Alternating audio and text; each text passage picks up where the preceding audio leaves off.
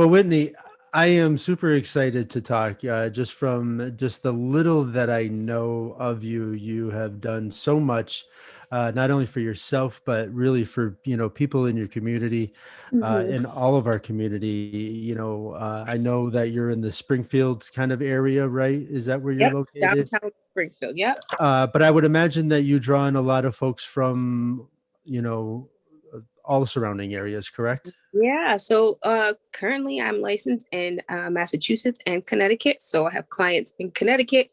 As far as Manchester, I have one client and she was a Hmm. bit further than that.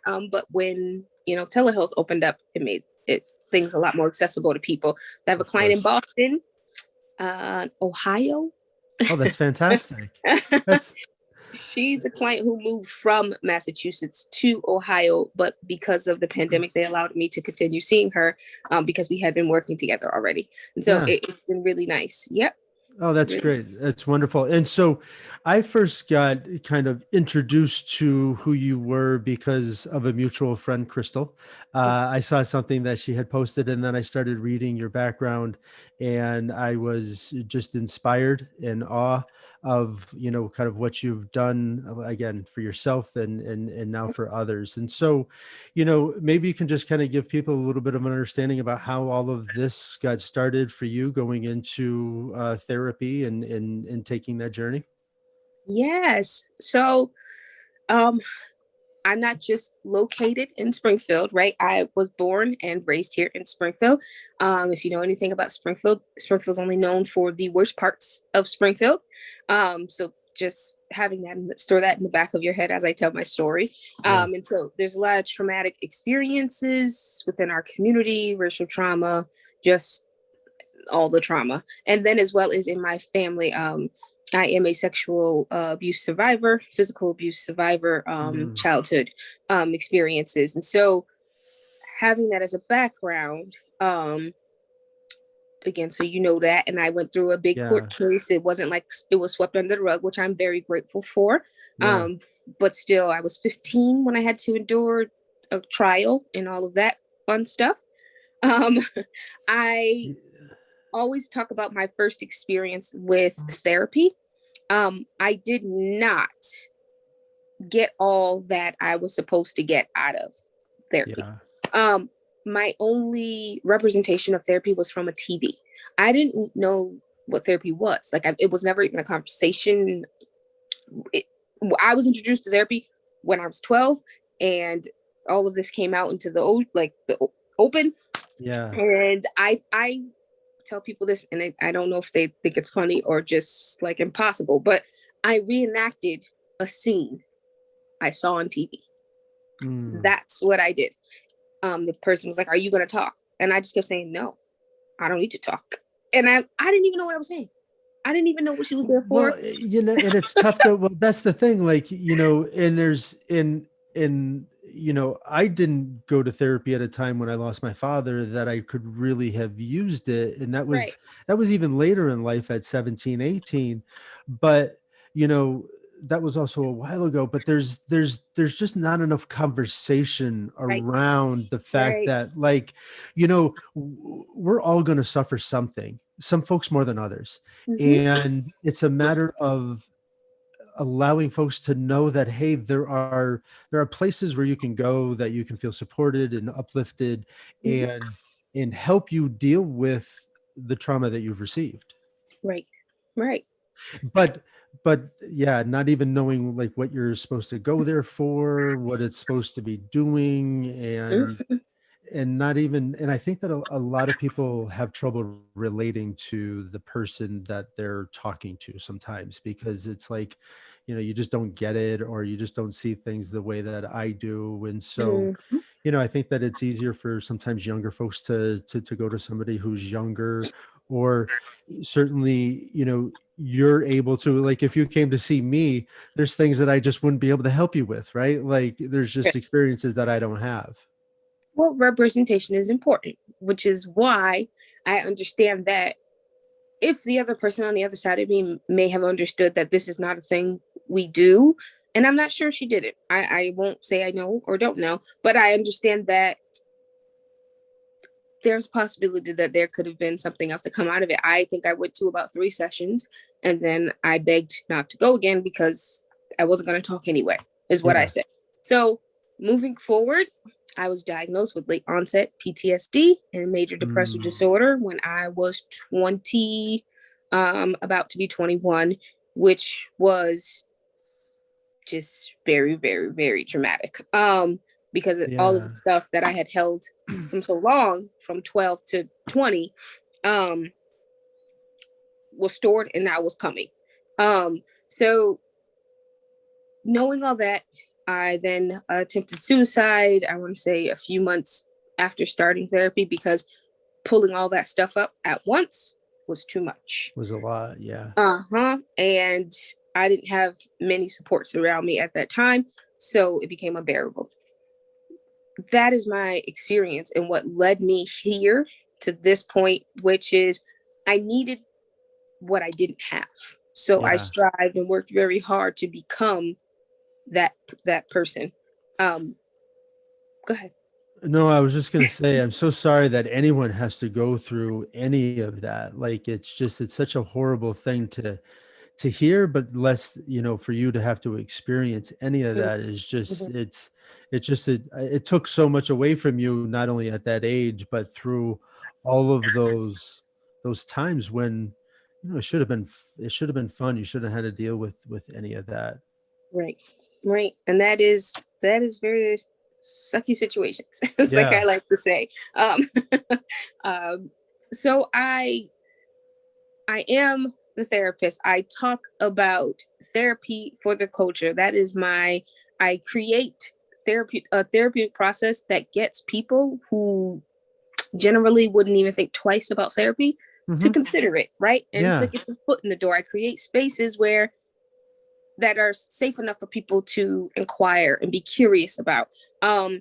They're in my inbox. You said a thing on Facebook, or you said a thing and I agree with it. And I'm wondering, or people come to me, okay, Whitney, you can't be my therapist, but can you get me a therapist? And like, and so like through telling this story, many times as I tell it, right, I tell it in a different way and somebody resonates with it. And so that is why I am what I am.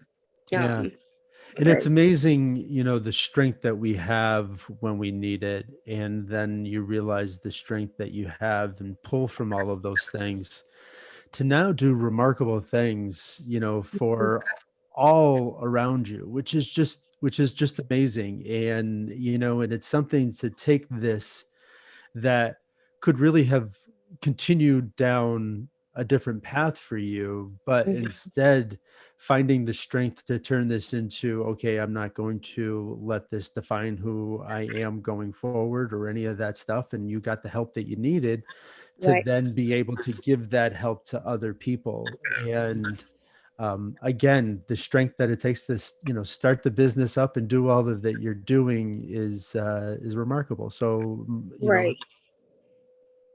and Thank you. so, yeah. And so, what was that journey like? Kind of, now kind of dealing with all of that and then thinking about, okay, well, I'm sure you then started to find the help that was needed or not Um, really.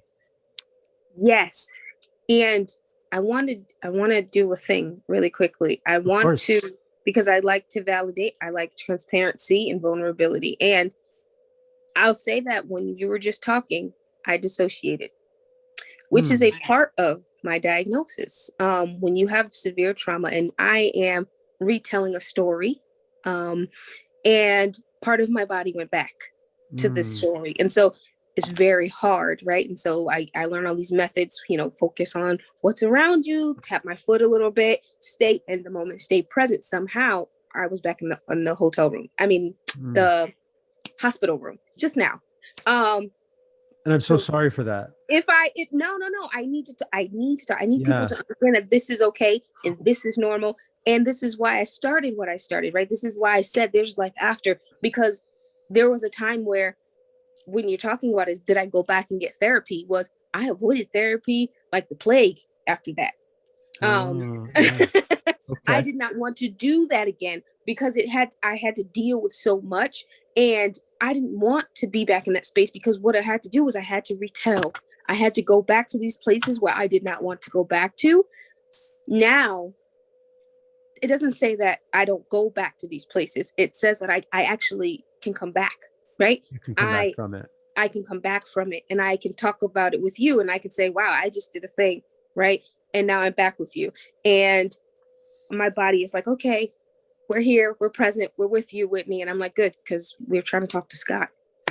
And it's, yeah, but that's important for people to understand, because if you're not doing that, then you're doing a disservice to yourself Mm-hmm. first, right? Mm-hmm. But then being able to talk about it like this also allows people to stop judgment, because we don't know. Like, I would never know your story. So if all of a sudden somebody was saying something and you disassociated because you needed to at that time, but you didn't have the strength like you do to talk about it, all of a sudden somebody interprets something another way, and Mm-hmm.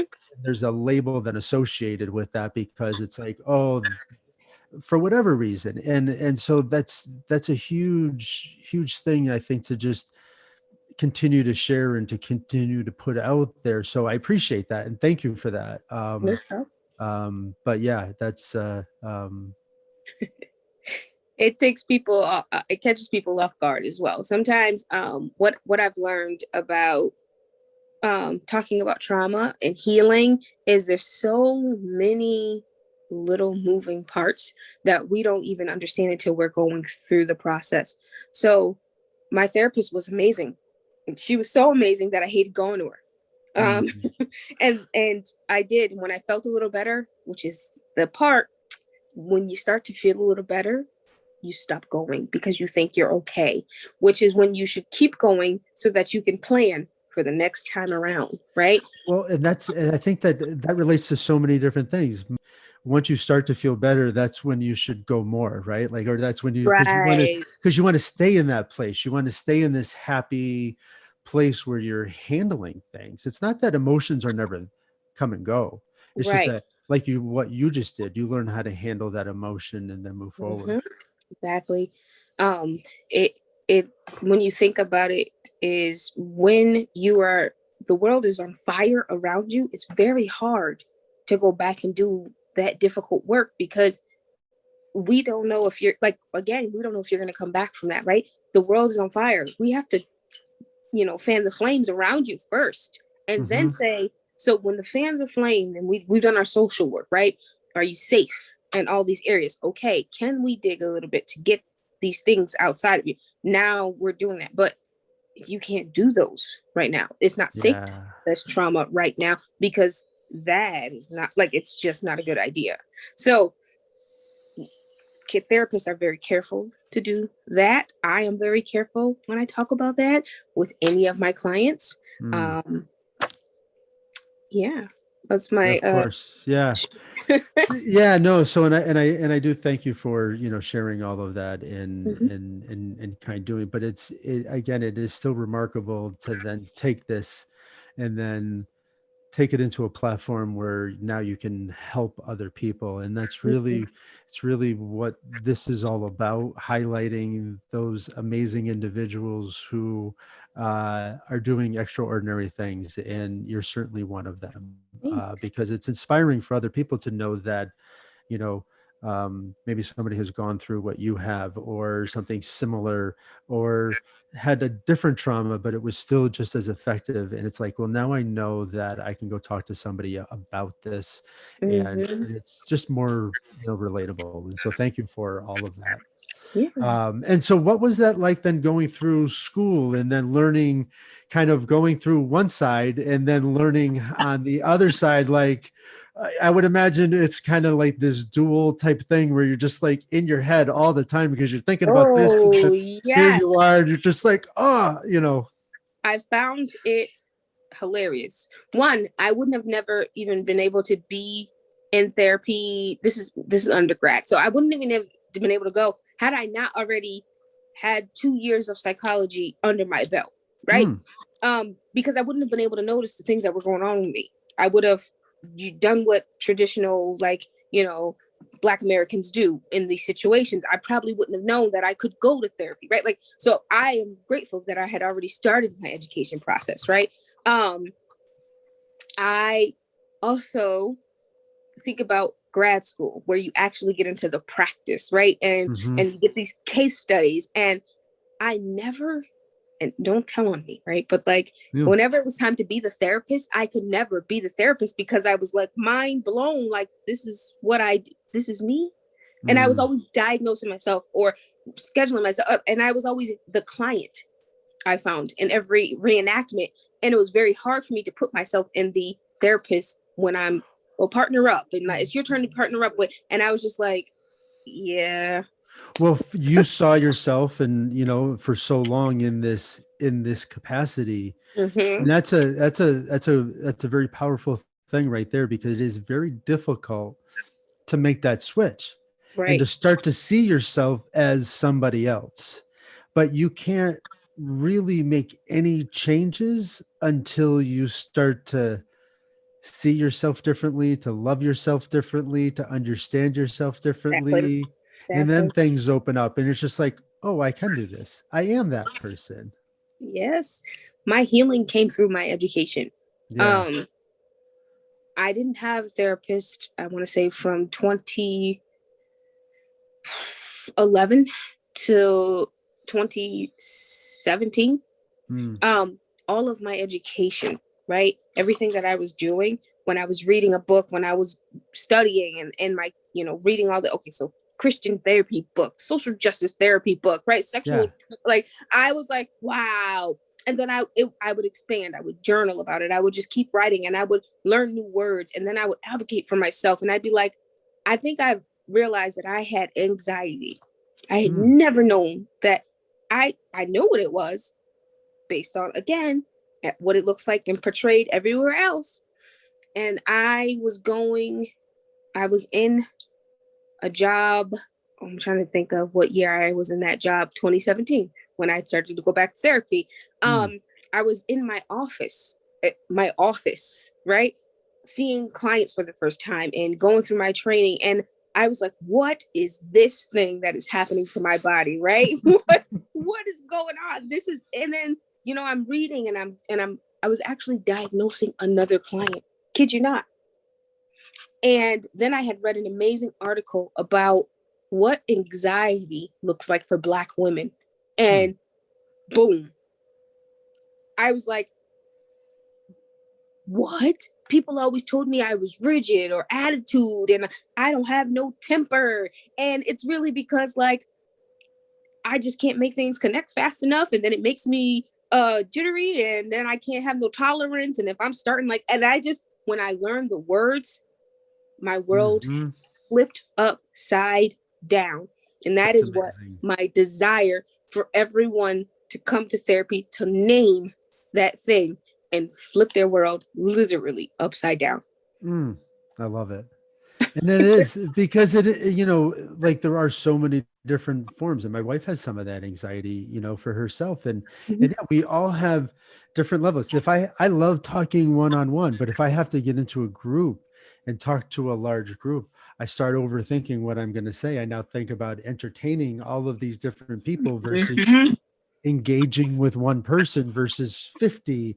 And then all of a sudden, the sweat just starts to pour off, or at least it did. Not so much anymore. I'm getting more and more comfortable with, but it really, it takes a lot of different forms. And a lot of times it comes from other people's perceptions. And then we start to, kind of take on those perceptions and do different things with them that all of a sudden become our reality. Right. And then you start to get nervous about these things, maybe because of what somebody said. Mhm. Mine in Um, particular, and a lot of it comes from trauma. Um, a learned helplessness comes from when you experience a childhood abuse. mm, um, Lack of control. And so any semblance of not having control as an adult brings your body back into a state of no control. wow. And in that moment, it experiences flight or flight, right? Hmm. And I got to get out of here. I got to escape. I can't tolerate this. It has to go. And then you exert control, sometimes more than you have to.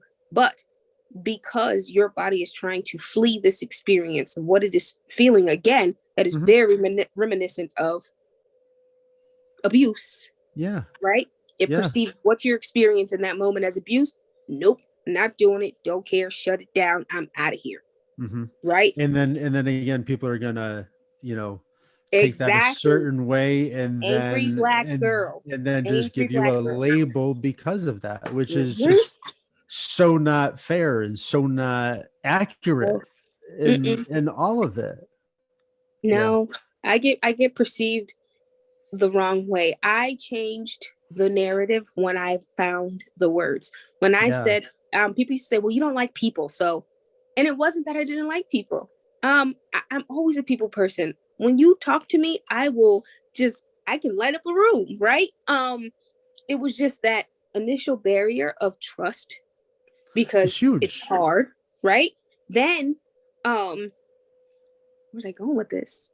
It's the trust, but then also the idea that like I don't it's hard, right? I'm anxious. I got social anxiety going on, right? You said other people's perception of you. And then so you kind of keep this blank face as a layer of protection Mhm. around you. And when I said, stop saying that I don't like people, again, I flipped the world upside down. I Mhm. do like people. People make me nervous. And that was freedom.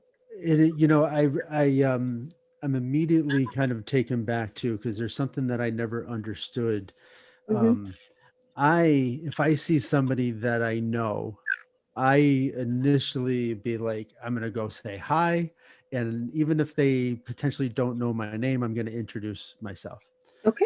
My wife is not like that, and if she sees somebody that she knows, she would much rather kind of like duck around the corner because and only because, and I didn't realize this, we met somebody that we both went to high school with, Mm-hmm. and so we were standing right next to each other, and he came up and said hi to me and pretended or maybe did not know my wife. And that's when she was just like, I do that because some, people don't remember me, or I don't want to feel that way, so that's why I avoid people. Mm, And again, it has nothing to do with not liking people. It is just a matter of, I don't want to feel that way if somebody mhm. doesn't remember me, so I'd rather not put myself in that situation. Exactly. And so yeah, so that's but there's so much of that, and then there's so much judgment on the other side, which is really what needs to stop for everybody. I loved the other night. It was very helpful. There was a woman, amazing woman in Springfield, Massachusetts. She was having a conversation about um, not making assumptions or interpreting someone's actions. Instead, be curious, right? We, as therapists, we are trained not to read like very specifically into someone's statements, but instead to try to get them to the real statement, like peel off all the layers around what their statement is to make sure that we understand them fully, right? So we have a little bit of an upper hand on this, right? However, many people don't. Hmm. So again, like I love when she said that. So be curious. So Yeah. ask the questions, right? Ask them, what did you mean by that? What are you thinking? This made me feel right, and it just kind of opens up a whole different perspective on other people. When you walk, I saw you the other day. You were walking around like, what was that? Like that. Not instead of saying she's so rude, right? Oh, she just doesn't like people, or oh, I saw her ducking around, and like she's like, we do that, right? We Hmm. just create these whole scenarios. So I'm a very empathetic individual, and so I Mm-hmm, read a lot into not only what people are saying, how they're saying it, what's the body language around it, and all of that stuff. mm-hmm, And sometimes I read things into it or whatever. And so just even with my wife, like she might say something and I'm going to interpret it my way. And more than likely it's on that sensitivity side that I'm going to kind of take it a certain way. Mhm. And before I used to just kind of like walk away and then let that fester and then come at it with like, but now, but now, I have done that because I don't want to feel that way. Like I can only control my reaction to things. And so, Exactly. and now it's a matter of like, well, you said this and I, just so you know, this is the way that I'm taking it. And then it's like, oh, well, that's not what I meant, and this is what I intended. And it's just so much easier of a conversation, and it doesn't go anywhere. And it's like, okay, well, what you just said and how you said it made me feel like this. Exactly. And Exactly. and I'm not wrong, she's not wrong, but now we understand each other. And the and next time, guess what? You may not have the same conversation again, Yeah, right? and there's so many great things that just come from conversations with people instead Mhm. of assumptions and all of that stuff. So that must have been such a great a great event. I, Um, yep. Go ahead.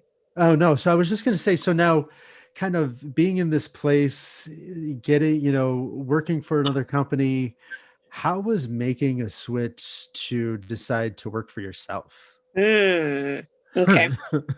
I'm going to tell a story. Okay, My first day of being a therapist, first appointment ever. by your I, on your own.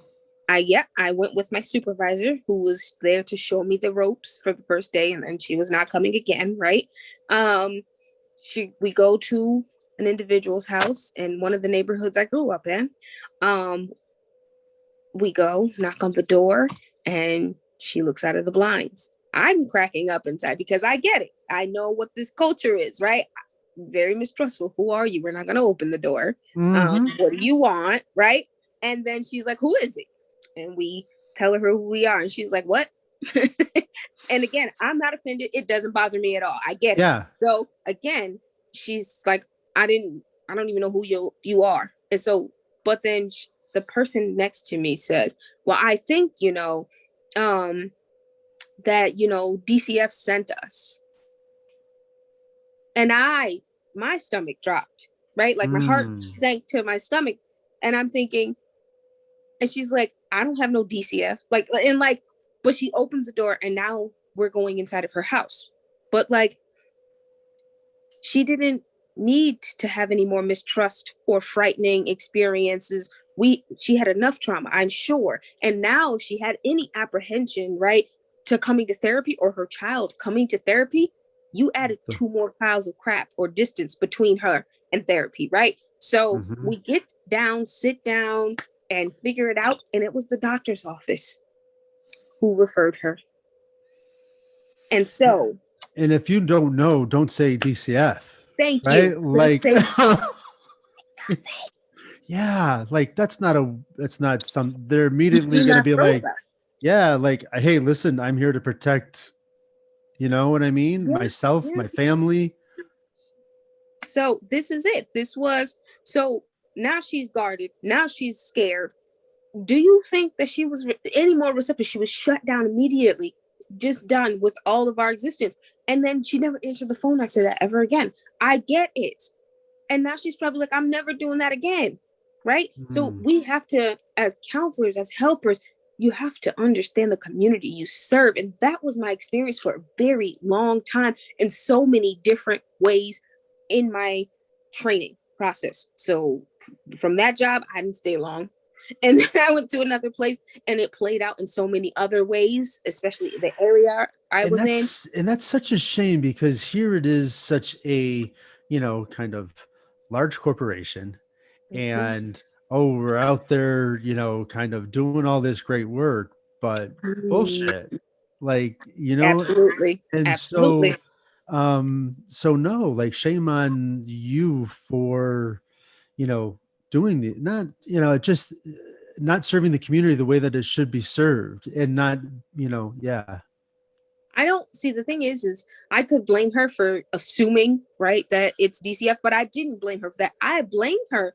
I want to hold her accountable for not knowing that don't say these words in this community unless you're sure, Sure. Yeah, exactly. right? Like know where you're doing it or be like, oh, I don't know. Let's look or something along those lines, but don't say something that is going to hinder the individual from exploring a process that they so Exactly. desperately need, that we all need. Right. That we all have, and I'm a true believer, we all have varying levels of mental health things that we all deal with. Hmm. Yeah. And so that level, whatever it is, should be explored. It's only going to help you deal with things in a more productive way when you Yes. talk to somebody that is only invested in your success. Absolutely. Why would you Absolutely. not want to do something like that? But it's hard. But it is really hard. It's a tough thing for some people to overcome. And but these conversations are great. And so here you are working for this company. I'm sure you're like kind of just were you just kind of like eating away inside, like, okay, I want to do something different. I want to be able to serve people differently. Not yet. Not yet. It took me a while to get again the naming. So validating experiences, right? And I didn't have that. I didn't have many Black therapists around me. After that, I then was essentially, yeah, I was the only Black American in my practice for the 2 years that I was there. Um, and that was hard to do because I couldn't, there was some, right, there's some systematic things happening above me, and I didn't have the name yet. I didn't know how to. And when I found that voice, when Mm, I figured it out, I then said, I'm going to do this practice thing my own way. I'm going to get my licensure. And I set foot on that path. When I mm. did that, I got written up for the first time at work. Uh-huh. Why is Well, that? because Because I because they wasn't, were, go yeah, ahead. you weren't conforming. You were starting to speak a voice that people didn't really want to hear. Or they didn't really, not that they didn't want to hear it, they didn't want to deal with it. They didn't want to, take steps to, correct Right. wrongs. Instead of changing the system that did not work for the employees, right? It's a system, it's an organization that exploits their new incoming clinicians. And instead of changing that system, seeing as how so many early clinicians are suffering and struggling and it's not sustainable, Mm, they would then take away the autonomy of this person. I thought the mm. entire time I graduated with a master's degree. People think I'm amazing, and I get here and feel like a failure every single day. Something does not connect. Oh, that's a horrible Mhm. way to kind of wake up and go in every day. Every day, this is where I learned I had anxiety. I'm sure this is probably where I developed anxiety. Mm, yeah. I was, How yeah. could you So, not? Just that feeling and that, like, yes. every single morning when you wake up, that is a horrible way to kind of start the day. Mhm. So from then, I would take up any of my free brain, my capacities, any of that, right? I then would start writing my plan. What do you want to do? How long does Mm, it take you? How many more hours do you need to get your licensure? Okay, boom, this is how long it takes me to get my licensure. What can I do now? Right? How do I build a network of people? How do I know, and so I anything. And then I got excited, right? mhm, I was like, I'm going to help people from this way. This is what I want to call it. I remember I sat in a coffee shop. Um, I used to go every Saturday morning from 8 to 12 and sit in there and just dream, just write in my notebook, just dream, dream, I love dream it. about what I wanted to do. And then I came up with a name. I was so excited about that name, Mhm, right? And then I wrote my plan out and I learned and now here I am. But the idea was to educate and to motivate and uplift this Black and brown community that I serve through educational mental health services. That's what I wanted to do. Not that I only see Black and brown people, because I have my white clients too. And not that I'm only going to hire white clinicians, right? Because the idea is equity for right, yeah. marginalized voices and giving them autonomy, the power to name their experience, to validate their experiences, and then let them go wherever they go, right? Again, like I said earlier, flip the world upside down. So that's where I'm at now. I love it. And Thanks. it's so inspiring and empowering to see you do it, and then to now, just be voicing that and giving that back to people and allowing them to see something that they didn't see before, Mhm. and allowing them to be able to aspire to do things that they, you know, didn't have before. And so that's amazing. And so thank you for all of that.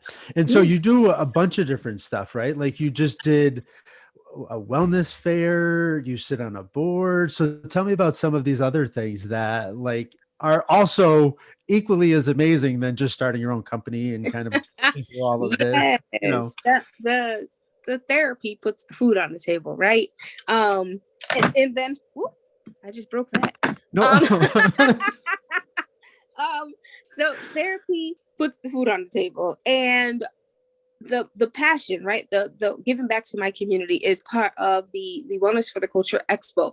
It's the fair, right? It's the space that I remember I said I provide a space for people to kind of teeter totter and stand over the fence about, right? Like, okay, I don't have to commit to seeing a therapist and doing all these other things, but I do, but I can't commit to, 5 hours at a fair, right? And go Mm, through all these 1 hour workshops. And then there's a lunch break, and then there's some speakers, there's, vendors and all these other things, right? I can do that for the day. And then what I get is maybe, a handful of people who say, we want to go to therapy now. Like, that was so helpful. I learned so much today. I would love to go to therapy too. Like, I want to go. Do you have resources? And the best part is most of the times the sessions they're in, they're therapists themselves. So now pass out your cards, get these people into therapy, right? that's Collective it. goal, collective healing in these spaces. I love, and they've been all right. They've been successful. I would love to take it to like the max. COVID kind of kicked me in the butt last year, but I'm gonna come Well, back this year. We're gonna do something. Yep. well, and I think that that's a great kind of topic that COVID kicked a lot, almost everybody in the butt. That there's a lot of people who have different things, even if, you weren't financially impacted because you were able to work, maybe both spouses are home, maybe there's kids at home and you're trying to teach and work, Mm-hmm. and so there's a lot that people really had to deal with. And so I'm sure all of this is really just it'll be continued help for a lot of folks, because there's a lot of things that um, you know we're going to see years from now, the effects of what last Yep. year and the majority of this year are going to have on people, because it wasn't healthy. It's not. We enjoy seeing people where and so not having some of those connections and being able to connect with people is it was tough. Mm-hmm. Well, there's so many other ways to look at it. Um, I Before I get back into the awesome stuff that I do, I just wanted to Yeah. talk about how the long lasting effects of the mental health aspect, like right, of COVID is going to go far beyond this part, Yeah. right? We're going to see waves of mental health pandemic, right? After this. So when the world goes back to normal, that doesn't mean people's mental health are going back to Hmm. normal, right? And so then let's think about the teachers who are burnt out, Hmm. the therapists who are burnt out, Hmm. right? We're still all these humans who are also going through the same pandemic as everyone Hmm. else. All the people Um, in the medical field who are burnt Everybody, out. all the helpers, and I'm fearful of that. Yeah. And well, Um, that's a huge point, because you put up these walls to deal with these situations, mhm, and then once those walls start to come down and you're able to breathe, that's when you start to feel. And so mhm, you're going to start to see this, but at the end of the year next year, yeah, it's going to be people are going to need even more of this, mhm. which is why it's important for all of these conversations. Exactly. The more we talk about it, um, the better it will be. If I love, like I said, the access to mental health services right now. You can reach across state lines. You can reach across, the state, right? My Hmm. client's all the way in Boston, right? And like it, it's good because we need to find people who we Hmm. mesh with, we get, right? That's important. Um, and so that is what the expo is about. It's connecting people to resources in the community that they probably wouldn't even dare step into. And we get it in, and we get all of them in one place and Yeah. exposure, right? Um, I also have a scholarship that I just gave out for the first time this Oh, year. congratulations. That's fantastic. Yes, thank you. And that was the One Day You Will Live scholarship. That is um based off of my story with suicidal attempt and after, right? And I think when we're in these moments, if you would have told me that I'd be talking to a person on a podcast about my story as an overcomer, right, as a survivor in 2010, I wouldn't say I wouldn't believe you, because I would have, right? Because I knew I was supposed to do something, but it You wasn't just, worth it. I mm, didn't care anymore, right? I don't care what's on the other side of this. This is too much. Take it, right? That's how I felt. And so the idea of life after is wellness for the culture is going to make sure that whoever comes to us has this experience. We're not only going to give you, the scholarship, right? Because a lot of people lose their scholarships when they cannot perform. Imagine going through a traumatic experience and failing. mhm. How then do you get scholarships to go to school? Yeah. Right? They Mhm. all have GPA requirements, and then you got to write your trauma on top of that, right? Like I gotta expose myself to get these, like, and so I don't need to know what your trauma is. I need to know what your dream is. What do you want to Mm. do with that, right? Oh, that's awesome. I love that. What are you gonna do? How are you feeling like you're gonna impact this world, or how do you want to, right? That's what I need to know, right? And and Mhm. and who's helping you? And I'm sure people may share some of those stories, Of but course they that'll, do. but then that's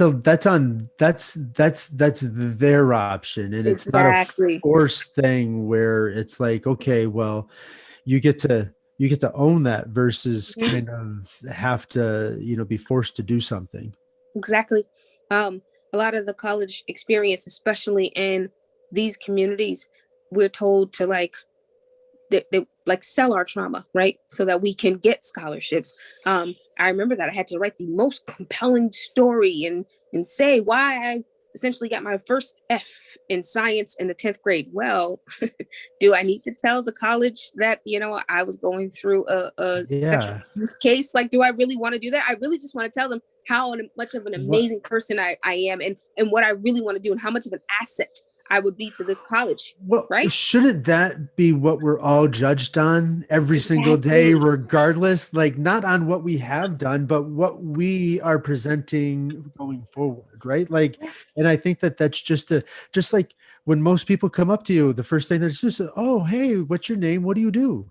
Like, Exactly. is that really what you need to judge me on? Is by what my occupation is? Like, can't we talk about some other things too? Don't you want to get to know me? Like, I could tell you a fun story. Um, I do a thing now, and don't judge me, right? no judgment. I because most of the times when someone asks me what I'm doing, it's more of a backhanded "Who are you?" and like "Why do you deserve to speak in this space?" type Mm. question. I've learned, and so I say stripper. I do. Oh, I love it. And that just wakes them right up, right? Yes, because it didn't matter what I came to the table with. I'm here and I provide, right? I'm taking up the And space, so and what if I that's have what you insight. do to provide, food for a family, like you're gonna Exactly. judge me? Like I'm making money the way that I need to right now. And what does that matter if I'm in this space with you? I belong here. Who, Yeah. like, it was kind of like a dictation, like, well, you get to say why I deserve to be in this space Yeah. because of what I bring, right? So I'm an exotic dancer by night. I provide my family, and and I keep talking. I probably would do a social experiment at some point and do some Oh, that might be fun, right? I just think it's hilarious. And then they're like, what? And yeah, exactly. See, stop it. So, Hmm. anywho, that's the fun me. So the scholarship, they tell beautiful stories about themselves and how they struggled, especially through COVID. This past year, they've had great speeches that day. We had a virtual gala. There was some hiccups, but overall an amazing process, and Great. the goal was achieved, which is to celebrate people's choices to continue with Hmm. life, because life after is very difficult. It is, you think that you go in on one end, right? Miserable. But when you survive, you find out when you wake up, you're still here. Hmm. Hmm. Like, There was a great quote that I heard from Oprah one time that I've never been able to hear. She was talking to like a group of Stanford students, mhm, and she was talking about regardless of how good things are or how bad things are, it's only a point in time. That your life is so much more than any given situation, any given exactly. time, Mhm. and but sometimes it is so hard to see past what we're in, to Yeah. understand that there's still so much more for us. And so, yeah. Yeah. Literally, that's exactly what one day you'll live is. It's one day your life will not revolve around your trauma, right? One day, the only thing around you, your house won't be in flames one day, right? And if you can get to that one day, right? One of the committee members says an amazing quote to us every so often. And she said, the best gift we have received is tomorrow. Mm. Um, and she then follows up with one foot in front of the other. And so I love it because it's a great reminder, and it's also why she's here. um, Yeah. But it is, um it's important because yeah, there's a lot of it, and a lot of people feel a lot of different things and have a lot of those same similar thoughts and don't know how to work with them or express them. And yeah, even when I was taking care of my mom, mhm, there was days, especially towards the end, I didn't think that I could do it anymore. And I would see a cardinal and I would think of my dad, and mm, I would be like, okay, I can get through today. And then it was like, okay, well, we can get through tomorrow. And then we just started, going in, and it's sometimes hard to understand. There's so much more out there, but as long as you can continue to move mhm. forward, Yep. um, it's where all the magic happens for people, just keeping moving forward instead of going back. Agreed. Yeah. Absolutely. So you do that. You're also on a board member for the Coalition for Suicide Prevention. Um, Yee. So, in my ambition and excitement, I do sit on that board. I have not been an active member on the board since COVID. mm, Um, So I'm happy you asked that, because there is a meeting coming up this Monday and I have every intention to going. So I'm assuming that this is excellent. confirmation. I have not. When COVID happened, I had to scale back obviously a lot, and I picked up certain things along the way, back up gracefully, and Mhm. making sure I don't stretch myself too thin. Yeah, yeah. But I did. I was thinking about that. I got the invitation to join the meeting, and I said, well, I think I feel comfortable, and let's take this back on. And so I am. Well, Yeah. yeah, and it's such a great way to, again, not only but be in this space and provide this with your company, but Hmm. now you get to, kind of be able to influence other people to change their habits on a larger scale, to then influence even more people than you can reach through your own practice. Yes, exactly. I love it. I love that they have initiatives. They put out items, and I don't know what I'm trying to say. They put things out, resources out. They Resources, create yeah. them, and I love that, because and they take the voices of all the members to say, how do we create this thing and make sure that we encompass every moving piece, so that we are not excluding anyone and everyone has access to this information. I do love that about this coalition. Um, Mm. and it's something near and dear to my heart, right? So I get to say my piece, and I get to tell my story and say, what did I need in these moments? What did, what do I think other people need in these moments? And then I get to take those resources we create, and I get to hand them out to my people. Um, It's such so an yeah, it's such an inspiring story to take something and turn it around in such a powerful way. And I applaud you for all of it. It's thanks. amazing. Thank you. Yeah. I sit on the board at the Women's Fund, the grant committee. Mm. Um, I forgot the technical term, but it's like the city coordinating Mm. committee, and I sit along with another peer, and I do Hampden County. Oh, great. It's supposed, just to make sure that we are an active voice, right, and to make sure that funds get adequate allocated, and we see all different moving Yeah. parts appropriately, right? And so Yeah. it's important, and to know, hey, there's needs over here in this area, but it historically it may have been avoided, right? We skip over these, and then also I know about them now, which means I think two grant cycles, one a different grant, they said that they had received, I want to say it's about 60 something grants, letter of intention, and that was way more than before. And I have to only assume that it's because they've started to create more space for Mm. people to say, hey, I know about this grant over here. Hey, I know about this grant. And if I can tell these other companies, hey, I know about this grant, right? Whereas before, I wouldn't even know what was happening, right? What was going on. So it's important. And I Mhm. love that they're doing that now. Excellent. Yeah. Wonderful. And so you have accomplished a lot in a very little time, Yeah. which is amazing. When you look back, is there any one thing that you're really most proud of? Again, you have a lot to be proud of, but is there anything that is just really um, kind of that bright star that you're just it's the first thought? Yeah. Yeah. So there's three of them. Awesome. They go by Caleb, Calvin, and Khalil.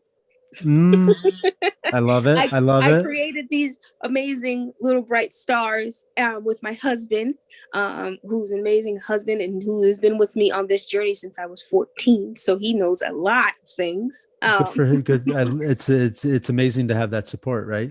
Mhm. So I always tell him, I don't think anybody else would get it. Like, to be honest with you, right? So I could not be who I am to the world. And I love, the best part is that is my life after. Yeah.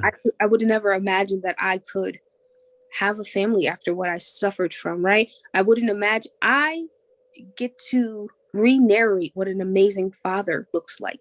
Hmm. um, that's important for me every single day, to understand that the Black family doesn't always have to have trauma in it, right? I get to create this story over and over in many different ways, and I get to see my kids do something different. That is why I can do everything else outside. And when Mm, the world seems like it's going to go dark and burn into flames, we go in our little bomb shelter, right? Like, I just put all of my love and energy back into my family. That is what I'm most proud of. I love it. And it sounds like you just have so much love to give, not just to your family, but to everyone around you. And we get everything done out of love versus any other, Right. emotion. It allows for, you know, people to come together that don't typically understand that they may have similarities or things in Hmm. common, Hmm. to find commonalities, because there are tremendous amount of commonalities that we all have, especially with COVID. The one thing that we all have now that we should all understand, that we are all alike, is we all had a shitty year. We all had True. something that we had to deal with in a varying level of stress. Right. And so yeah, it's important for us to all find those commonalities versus the differences, because that's where we A- can come together and support and help each other. Agreed. Absolutely agreed. And so, as we start to wrap this up, one thing that I just want to, what does the future look like? Is there, so I, there's all of this fun stuff other than, continuing to build the business so that you can serve more and more people. Is there anything else that is on the horizon that you're super excited about, or just excited about building the business? I'm excited to collaborate with other community organizations. I'm excited to stand up on soapbox and make sure we have equity and social justice reform in this community. And just access to services, not even just mental health services. And so I'm looking to do some more of that. Mm. I spoke with an amazing organization who said, we would love to do this event. And I'm like, yes, let's do this. So more mental health all over the place. I'm just gonna just be banging on this thing around like I always say I'm on As pots and pans and just Yeah, I would love to. That's what I'm excited about. Mm-hmm. excellent. Excellent. Well, Whitney, it was a pleasure to get to know you, and I hope we get to have some more conversations in the near future. Maybe Absolutely. do some work together because I love what you're doing for people, and I'm super proud of all of the stuff that you've done. It's an amazing story. It's an amazing inspiration for people. So, thank you for sharing your story. Thank you for all that you're doing, and thank you for taking time to share that with me. No problem. Thank you for reaching out and thinking that I have a good story. That's Absolutely. awesome. Thank you. Excellent.